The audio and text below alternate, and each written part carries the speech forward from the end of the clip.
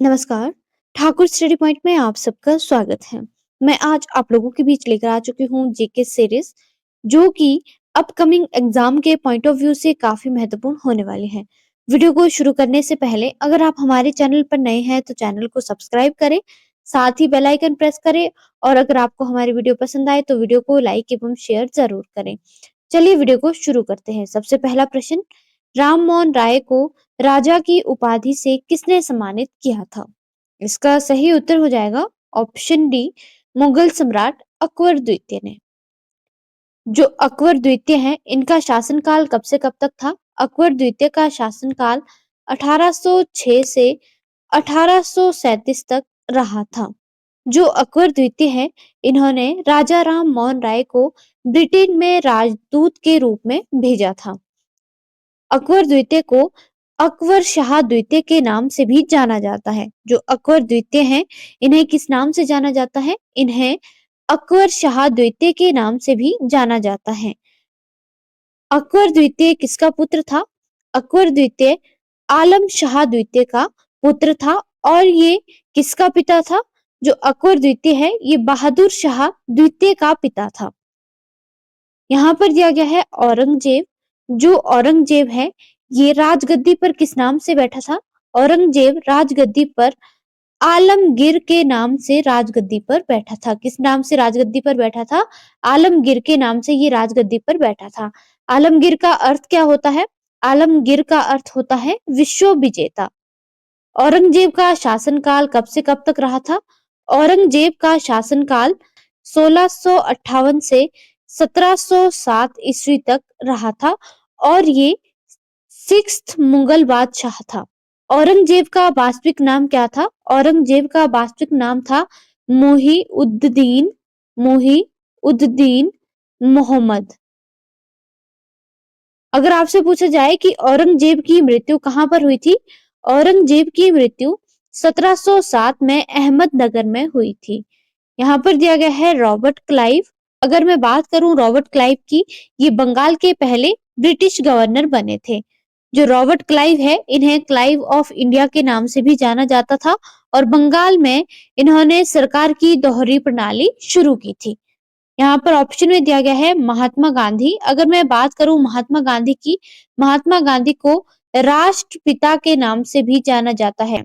जो महात्मा गांधी है, इनका पूरा नाम क्या था? इनका पूरा नाम था मोहनदास करमचंद गांधी। और इनका जन्म कब और कहां पर हुआ था? इनका जन्म 2 अक्टूबर 1869 में पोरबंदर गुजरात में हुआ था। और इनकी मृत्यु कब हुई थी? इनकी मृत्यु 30 जनवरी 1948 में हुई थी। अगर आपसे पूछा जाए कि 30 जनवरी को कौन सा दिवस मनाया जाता है? 30 जनवरी को शहीद दिवस के रूप में मनाया जाता है।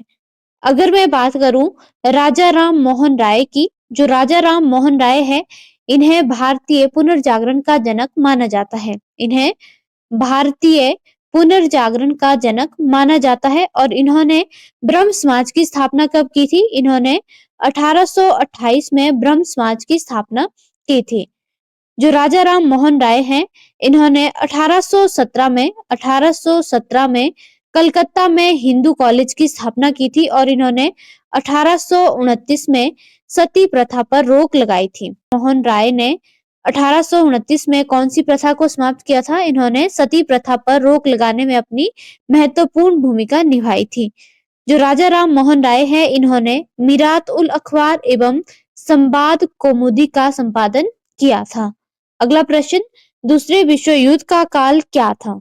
इसका सही उत्तर हो जाएगा ऑप्शन बी, 1939 से 1945 तक दूसरे विश्व युद्ध का काल रहा था। जो दूसरा विश्व युद्ध है, ये कब तक चला था? दूसरा विश्व युद्ध 1939 से 1945 तक लगभग 6 वर्षों तक चला था। अगर आपसे पूछा जाए कि पहला विश्व युद्ध कब हुआ था? पहला विश्व युद्ध 1914 से 1918 तक चला था। अगर आपसे पूछा जाता है कि जो दूसरा विश्व युद्ध है, ये किसके कारण शुरू हुआ था? दूसरा विश्व युद्ध जर्मन सैनिकों ने पोलैंड पर आक्रमण किया था, जिसके कारण ये युद्ध शुरू हुआ था। अगर हम बात करें दूसरे विश्व युद्ध की जो 1939 से 1945 तक चला था, इसमें दुनिया के अधिकांश देशों को शामिल किया गया था, जिसमें दुनिया को दो भागों में बांटा गया था और इसमें सभी महान शक्तियों ने दो सैन्य विरोधी गठबंधनों का गठन किया था। पहला था मित्र राष्ट्र और दूसरा था धुरी राष्ट्र। और इसमें किसकी विजय हुई थी? इसमें मित्र राष्ट्रों की विजय हुई थी। अगर आपसे पूछा जाए कि 1939 में भारत का वायसराय कौन था? 1939 में भारत का ब्रिटिश वायसराय था जिनका नाम था लॉर्ड लिनलिथगो। क्या नाम था? Lord Linlithgow. अगर आपसे पूछा जाए कि भारत के प्रथम वायसराय कौन थे? भारत के प्रथम वायसराय थे लॉर्ड कैनिंग। और दूसरे विश्व युद्ध में लगभग कितने देशों की सेनाओं ने भाग लिया था? दूसरे विश्व युद्ध में लगभग 70 देशों की सेनाओं ने भाग लिया था। अगला प्रश्न, 9 अगस्त 1945 को जापान के नागासाकी शहर पर अमेरिका ने जिस बम का प्रयोग किया था उसका क्या नाम था? इसका सही उत्तर हो जाएगा ऑप्शन बी, फैट मैन। इस बम को विंस्टन चर्चिल के नाम पर फैट मैन कहा गया है और ये युद्ध में प्रयोग किया गया दूसरा परमाणु हथियार था। यहाँ पर दिया गया है लिटिल बॉय। जो लिटिल बॉय है यह परमाणु बम 6 अगस्त 1945 में हिरोशिमा पर अमेरिका के द्वारा गिराया गया था, जिसका नाम था लिटिल बॉय।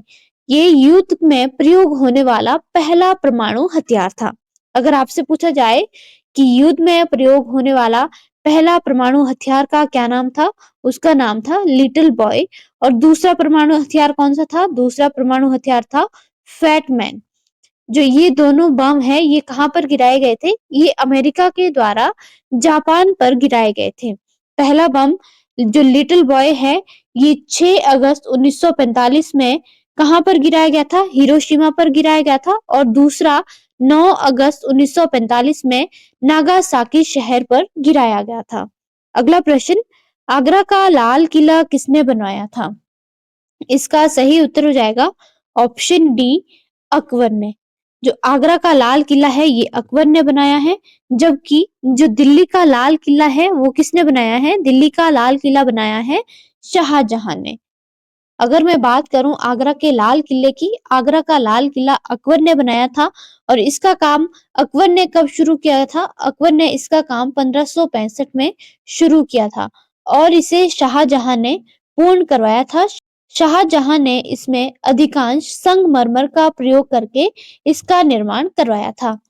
1983 में आगरा के किले को यूनेस्को की वर्ल्ड हेरिटेज में शामिल किया गया था। और जो आगरा किला है ये किस नदी के किनारे स्थित है? आगरा किला यमुना नदी के किनारे स्थित है। कौन सी नदी?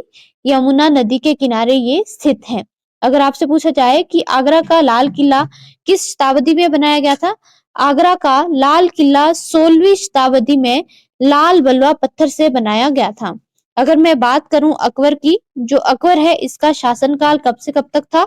अकबर का शासनकाल 1556 से 1605 तक रहा था। अकबर का जन्म कब हुआ था? अकबर का जन्म हुआ था 1542 में। कहां पर? अमरकोट में। अकबर का पूरा नाम क्या था? अकबर का पूरा नाम था अबू अल फतह जलाल अल उद्दीन महमूद अकबर।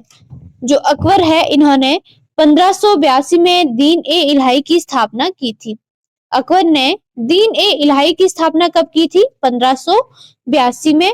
और अकबर ने 1556 में अपने शासनकाल के दौरान पानीपत की सेकंड लड़ाई लड़ी थी। जो अकबर है इसने कुछ महत्वपूर्ण स्मारकों का निर्माण करवाया था, जिसमें कि आगरा का लाल किला, लाहौर का किला, फतेहपुर सिकरी का निर्माण करवाया था और बुलंद दरवाजे का निर्माण भी अकबर ने करवाया था।